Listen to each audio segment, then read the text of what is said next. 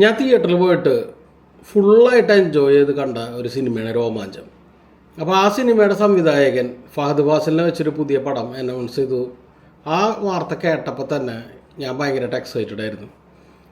പിന്നെ ഈ സിനിമയുടെ സ്റ്റിൽസ് പിന്നെ ടീസറൊക്കെ കണ്ടപ്പോൾ തന്നെ ആ ഒരു എക്സൈറ്റ്മെൻറ്റ് കൂടിയതായിട്ടാണ് എനിക്ക് അനുഭവപ്പെട്ടത്. മാത്രമല്ല ഫഹദ് ഫാസിലിൻ്റെ വളരെ ഇഷ്ടപ്പെട്ടൊരു ക്യാരക്ടറാണ് കുമ്പളങ്ങി നൈസിലെ ഷമ്മി എന്ന് പറയുന്ന കഥാപാത്രം.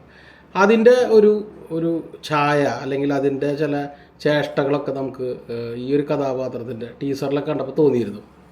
പടം കാണുമ്പോൾ എനിക്ക് തോന്നിയതെന്ന് വെച്ച് കഴിഞ്ഞാൽ ശരിക്കും ഷമ്മീനെ ഹീറോ ആക്കിയിട്ട് ചെറിയ ചെറിയ മാറ്റങ്ങളൊക്കെ വരുത്തിയിട്ടുള്ള രീതിയിൽ ഒരു പടം ചെയ്ത പോലെയാണ് തോന്നിയത്. നല്ല കിട്ടിലൻ എന്താ പറയുക പെർഫോമൻസ് ആയിരുന്നു ഫഹദ് ഫാസിലിൻ്റെത്. പുള്ളി തുടക്കം മുതൽ അവസാനം വരെ ക്ലൈമാക്സ് ലാസ്റ്റ് വരെ അതിഗംഭീരമായിട്ടുള്ള പെർഫോമൻസ്.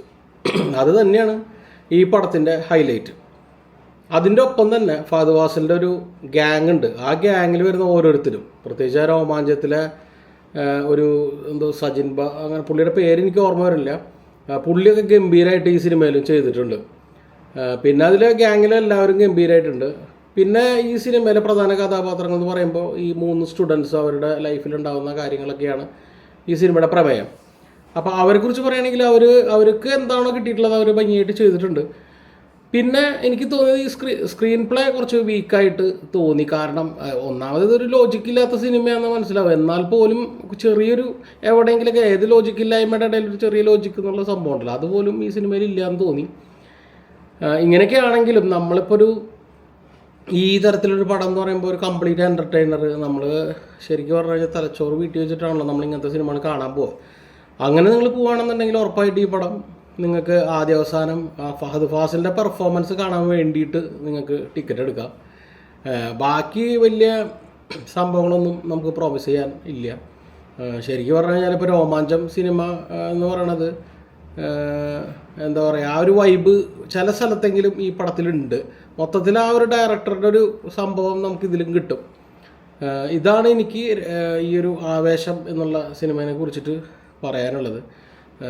സമീർ താഹിറിൻ്റെ വിഷ്വൽസ് ആയിക്കോട്ടെ, സുഷിൻ ശ്യാമിൻ്റെ മ്യൂസിക് ആയിക്കോട്ടെ, ഒന്നും പറയാനില്ല. ടെക്നിക്കലി പടം ഗംഭീരമായിട്ട് ചെയ്തിട്ടുണ്ട്.